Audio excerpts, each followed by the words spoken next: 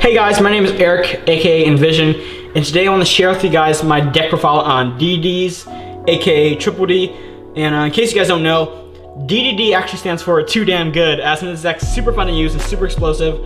And I want to show you guys my build since I've been trying out this deck for quite some time. I picked up around January, I think, and I've really liked the deck. I've tried a lot of different builds and play styles with the deck, and I feel like I'm nearing my final build, so I just want to show you guys my progress so far and show you guys this current build since I find it's pretty unique. So let's get started. Alright, so first of all, I'll play Triple Kepler. He's really essential to this deck. He searches all the dark contracts, which is really nice. And he's also scale 10 if you ever want to pendulum summon this deck. I don't do it often, but there are some cases where I kind of do, but most times I don't. So but anyway, still he's really essential to this deck. Next, I play Triple Green Slime. Yeah, he's really good. So he lets you fusion from the hand, and then Triple Necro Slime lets you fusion from grave. So that's really nice. Also, I play only one Berfomet. I really like the XYZ that you use it to make the rank 4. He's really good. The rank 4 is really good for just keeping your deck alive. But I don't really like this guy because I find that he bricks quite a bit. So I only play one, which also means I only get to play one in the extra deck. But honestly, this deck has so much firepower to it that firepower, and also I run a lot of solemns. I think that the rank 4 is not as essential, it's not as needed in this deck anyways, so I think running 1's fine. Next I play 2 Leonidas. I don't play 3 because he kind of bricks too, but also I just like him because he just saves you. We'll probably switch him out for something else once more DD support comes, but for now I'm just playing 2 in the deck because he's just there to save. Next, this guy is really good. MVP, dude. This guy's so good. The Oblivion King guy. This guy's really good. So when you summon him, you can. It's only once per turn. But his effect is that when you summon, you could bring back a DD from grave, which is really useful for a lot of plays. Helps you go to rank 8s and also other just DD play, DD fusion plays and stuff like that. Really good. His other effect also, you could pop. You could pop one of your DDs to get rid of one of your opponent's cards, which is also really good for removal, which is really nice. Next, I've been trying out this guy, DD Savant Thomas. He came out recently in the Dark Illusions pack, and I've been just trying him out a little bit. He's kind of nice. He's not that great because there are a lot of situations where I find that this guy's way more useful, but he does there are some specific little situations where he does help quite a bit. His pendulum effect and also his other effect to just get out something to help you. But I mean, I don't think I would ever run 2 just because he is really situational. He honestly, he's not as neat in this deck, but he's just something nice that I've been trying out with. Before playing this guy, I used to play this Dragon King just because he got rid of spells and traps, which was just a back row removal. So if you don't have this guy yet, I mean, of course, try him out. He's a rare, so he's easy to get anyways. But if you don't have this guy or you just don't like him, I'd play Dragon King in his place. Alright, so that's it for the DDs. Next I play 2 Majesty's Fiend. I'm gonna take this guy out for Vanity's Fiend pretty soon, just because Vanity's Fiend is way better against the Blue Eyes matchup. But Majesty's Fiend is still really nice, and I really like it. It just helps you lock down your opponent. Alright, next I have a couple tuners. So I have Jet Synchron and Glow Bulb. They both come back, so they're nice because you can just reuse them. For sure, I'm gonna replace these once the structure deck comes, which is about January next year, which kind of sucks. But I'll replace it for Lamia once it comes out, and probably add an additional Lamia. But for now, these are probably the best level 1 tuners out there. So these are what I'm playing. They're really nice. Next, I play this. I'm playing 2 Blackwing Gophers. So this card also is new from the Dark Illusions. I haven't seen many guys talk about it yet. It's not it's like, I mean, of course it's gonna be good in Blackwings and a lot of like Synchro Fusionist decks. But I also really like this card in this deck because it just, this deck, so far with its current build, I find that it does brick quite a bit. So this guy kind of helps you unbricks and just makes awkward situations less awkward. He has a secondary, like, so basically what you do, if you guys don't know, is that if you control no monsters, you can special summon him for free. And he is a level 5 tuner, which is really nice. Also, you can use his effect if you'd like to get out 2 tokens. 2 level 1 dark, like Blackwing tokens, so they're dark, they're level 1. And that is useful actually with Mass Change, which I run this deck. And you can also use it with Creature Swap if you like, which I also run this deck. And I'll talk about that more in a little bit. But so that's also nice. So there's some synergies you can do with the tokens, which I'll go a bit more into once we get to the spells. But also the fact that he's a tuner is really nice, because what I often do is, what happens in this deck a lot is that you're gonna normal summon your Kepler, but then if you don't get, like, I find that there's a lot of situations where Kepler it's really awkward, since you're gonna get out Kepler and maybe some other like fusions, whatever, but but you still have Kepler out by himself, right? Which is really weird because he's 0 attack and he's level 1, and he's just a really weak monster, and it's like basically a free direct attack for your opponent, which I really don't like.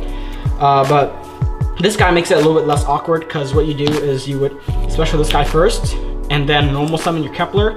And then I play Stardust Charge Warrior, which you'd make with these 2, and then draw a card, which makes it just a little bit less awkward, and also gets you draw power, which is really nice. So this card's so I play 2 of these guys again. This card's really useful. He's a 5, so you can use it with your Swirl Slime to also make your 7 synchros, which is really cool. It combos well if you use your Meteor Burst to kind of like put like the actually I'll show that later, but there's a combo you do with Odd Eye's Meteor Burst, which lets you special summon out your Oblivion King, and then you would do more combos with that. So this guy just helps with that, also getting him out. So he's just a really cool card. Can really consider trying him out. He's really nice. If your build, he'd be a lot better if your build plays Level Eater, because then you can Level Eater him and make a free 5 synchro, which is really cool. It really sucks actually that his tokens, they can't be distributed or used for synchro material. I mean, if they could, I guess that'd be too unfair or whatever. But he's just a really good card, and just makes your hands less awkward and less bricky. So that's why I like him. Next are my spells. I play 3 Dark Construct with the Gate. You need 3, it searches out every DD in your entire deck, and just helps a lot. And then also we play 2 of these Dark Contracts. We play the Dark Contract with the Swamp King. Really nice. Previously this card was like really needed against the Cosmo matchup, since you can use it to make the big fusion and then attack over, or even take the Cosmo Dark Destroyer or whatever. He's still really useful now, and he's still really versatile and useful. Also, since Blue Eyes is getting really big now, and your fusion guy can beat over the Blue Eyes, so that's really nice. So you need to play 2. You can't play 1, because if you lose it, then you're basically screwed. You need 2.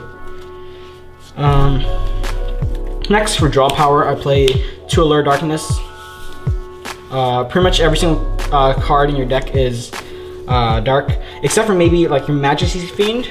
Like, first thing pops up is that, you know, Majesty's Fiend. They are light, but because of this purpose, I'm gonna also replace. Like I said, I'm replacing these guys with Vanity's Fiend pretty soon. So it does work out very nicely with the deck. And then also I play Where Arf Thou, because it's basically a free search, because getting out level 1s is really easily, especially with this card, one for one. So that's really cool. Next, I play, again, like this deck does brick sometimes, and there are those like times we have like an awkward Kepler on board. So I use Mass Change 2 and Creature Swap to just make that a little bit less awkward, and just lets you do better plays. Creature swap's actually pretty nice too, because you can use their monster and synchro with it or whatever, and just do combos with it. So that's really cool. And of course, Dark Law is just a really good card, so that's nice. Next, I play Burial from Different Dimension. Just one of, because you only play one, but it's a really nice card because it lets you return your red slimes and your green slimes back to the grave, so you can do more combos and such, and a lot of other stuff with that, including like Jet Synchron and Gold Bulb, and you just do a lot of combos, so it's really nice. And you need to play Foolish Burial because it just helps you. Foolish Burial is just like, it just lets you get your combo started most of the time, and that's a good card.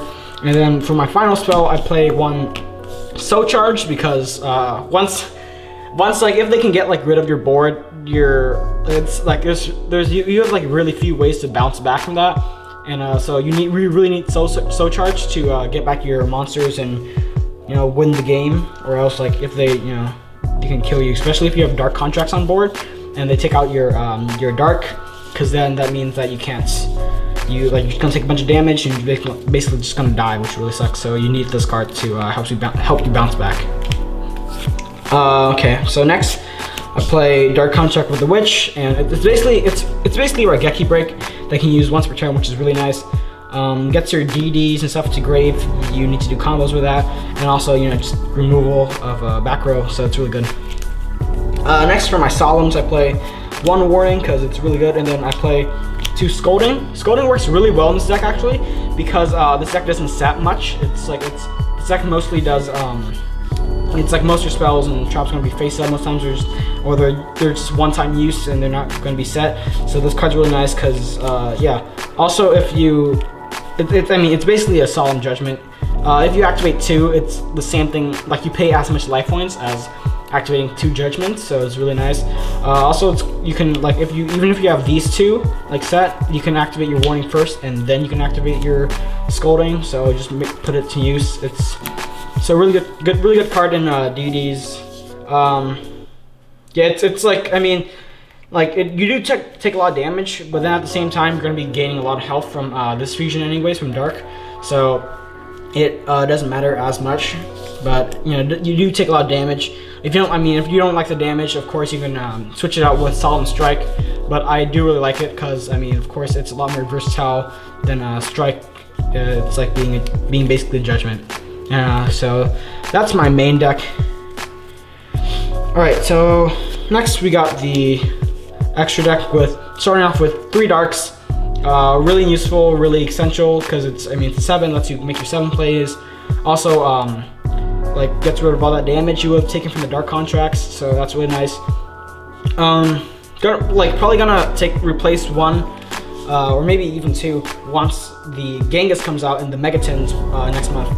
But for now, I'm playing 3 because really easy to make and it's really essential. Yeah, when Genghis comes, I'm gonna replace a couple of her for sure because Genghis is just really good for combos and lets you do a lot of insane plays. So yeah, that's that. And then next we play Dark Law for Mass Change, and also it's a good card. And then for our final DD, we play this the big Wave of Oblivion King guy, 3200. When he attacks or is attacked, you can equip one of their monsters and reduce his attack by a lot. Really good. His equipping actually doesn't target, so you can use it on Dark Destroyers or whatever. That's cool. Next, Xyzes, I play this guy because he's basically a slow charge for 1000. And then my 7s, I play Big Eye and Red Flare Meadow Dragon. Red Eyes Flare Meadow Dragon, really good card. I actually at one point played 2 of these, 2 Red Eyes, because it's really easy to make with Dark. You can just make them really easily. You can make 2 turn 1 if you really want to, but I found that there's a lot more times where I needed a Big Eye, so I'm just playing 1 of each because Big Eye is really useful, just for getting rid of problem monsters, and also because you can use it for to take your monster and make synchro plays. Next for my 8s, I play Hope Harbinger because he's really cool, number 38. So he negates their stuff, and then also you can activate his effect and protect your own monsters by making them crash into him, so he's really cool. And also this guy because he's a heavy storm and cold wave at the same time. And also after you heavy storm, you can get back your contract, so it's not as much of a a minus for you, less of a negative. It's really good. And also 3500 attack and like 3000, really good. So that's that. All right, next my synchros. I play Formula because it's pretty easy to make. You make it with Jet or Glow Bulb with Red Slime or Kepler. So just draw power. Again, just making just making Kepler less awkward on the field. And yeah.